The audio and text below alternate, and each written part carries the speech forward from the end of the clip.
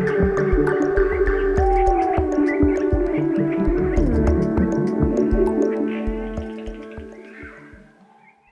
now we will let you with the how-to section. As we already got you used with, we are trying to give you tools to get organized and bring the climate fight where you are at. Yes, we are back with another how-to section.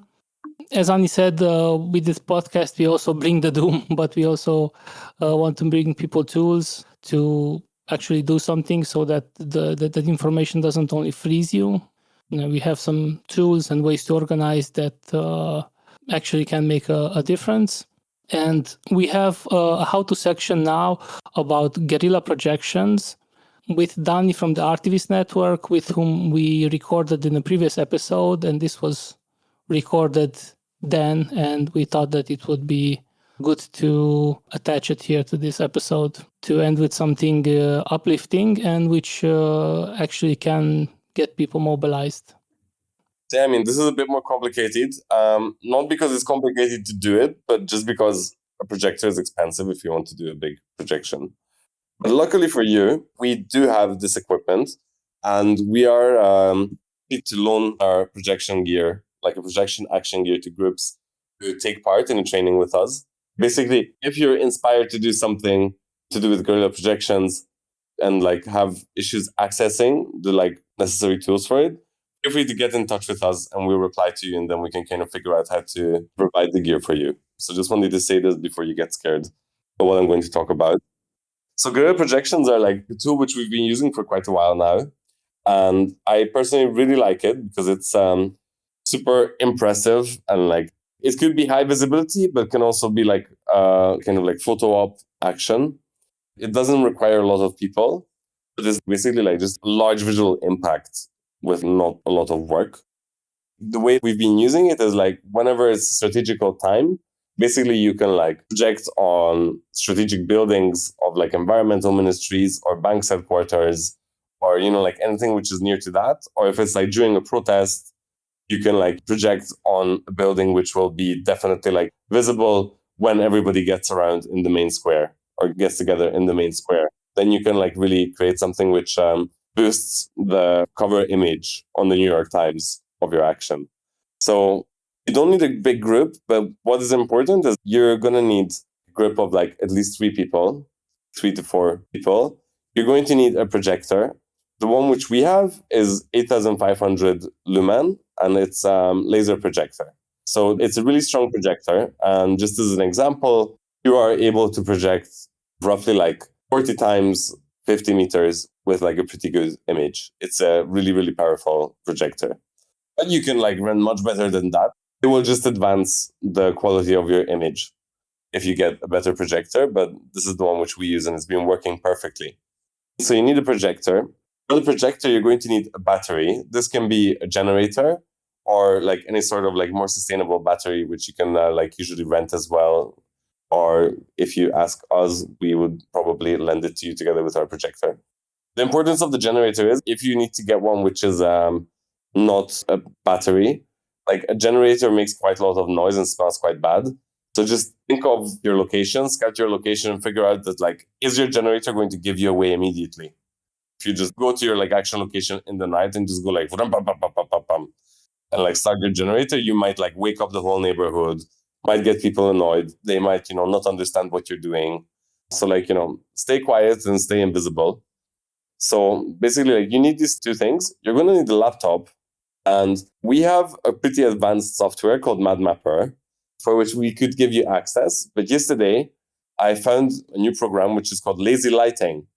And Lazy Lighting, it's a really simple, really cheap tool. It's something like $20 for a month or $130 for a year. Basically, it's a mapping software.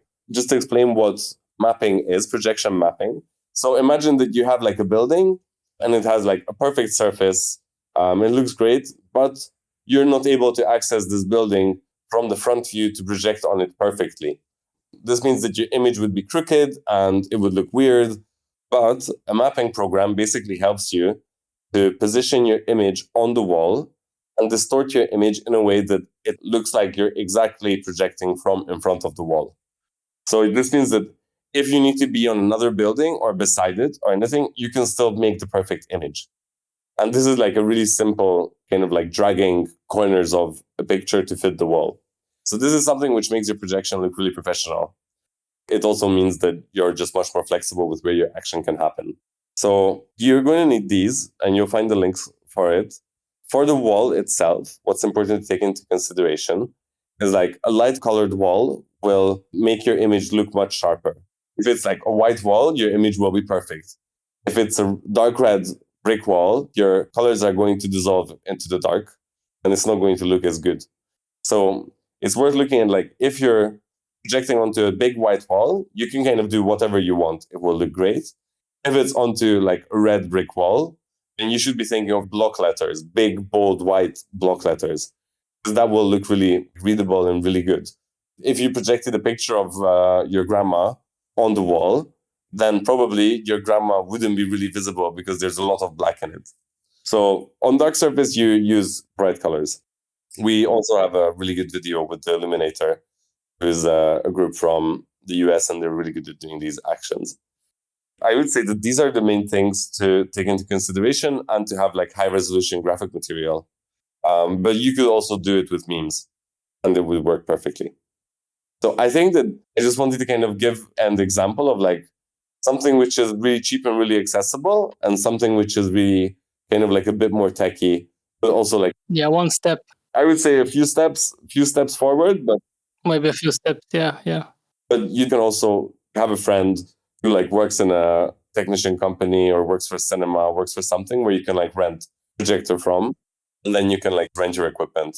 Just sometimes it's a bit more difficult. That's why you should get in touch with us if you want to do one of these. Exactly. One that I saw recently, I don't know where it was, but it was on an Amazon building of the company Amazon.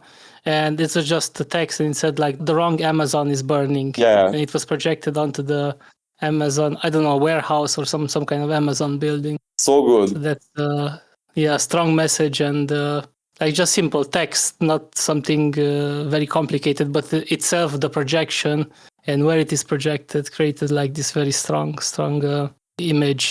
Yeah, I also saw this. I saw another one which is like the wrong ice is melting and the wrong Amazon is burning. Yeah, so good. Yeah. That's so smart slogan. Yeah. Really good. I really think that the thing which is important with projection actions is that it doesn't need to be a complicated image. It needs to be like one. So like just everybody please watch the video with the Illuminator, because Mark from the Illuminator explains this so well. But there's like point of production and then like the point of intervention. So it's like if you're in like a big protest and you can like do something more creative, something more cool, then it makes sense because the image explains the people who are there already. But if it's on the Amazon building, like use something simple, something, bold and important. It works so well. And don't forget that you can't project onto glass buildings because the glass will basically just absorb the light and your image will not be visible at all. You can't really do a rehearsal, right? How do you think about the... So you can. It's less important on what you project, but even if you have a living room and you have the gear, we have a tutorial video on this, obviously, but you need to change the display on your computer. You need to connect your computer to the projector. You need to connect the projector to the battery. You need to just like kind of have this movement in your mind and in your hand, because you're a bit shaky when you're doing this.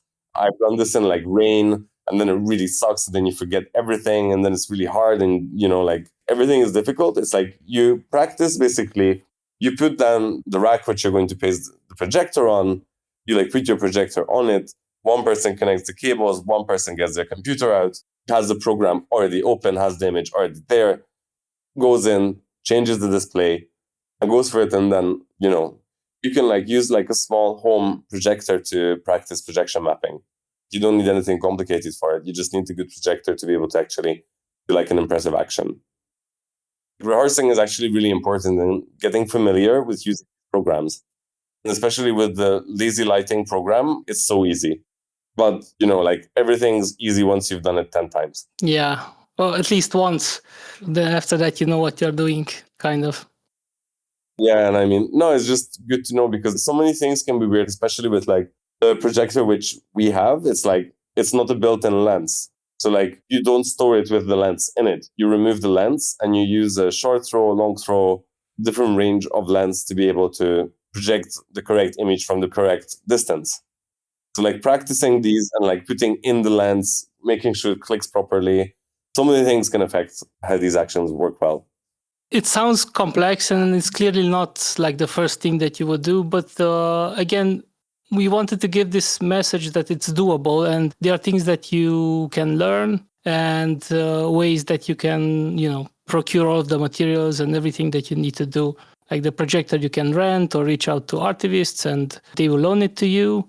And yeah, like it's really an action that's doable even if you have a small group. So if you are thinking about doing this, first look at the tutorials, read the resources, and then if you have more questions, reach out to artivists or reach out to us and we will try to put you in touch with Dani or someone from the network. And yeah, just trust yourself and be creative and trust yourself that you can do this. Yeah, the first step is to start. Yeah, and be brave. I mean, we need to we are talking about climate collapse. I know it's scary, but we also need to be brave in our actions. Yeah, and just think that whatever you do, it will look better than having writing on a piece of paper with a marker. Yeah. Anything is better than that. just do it.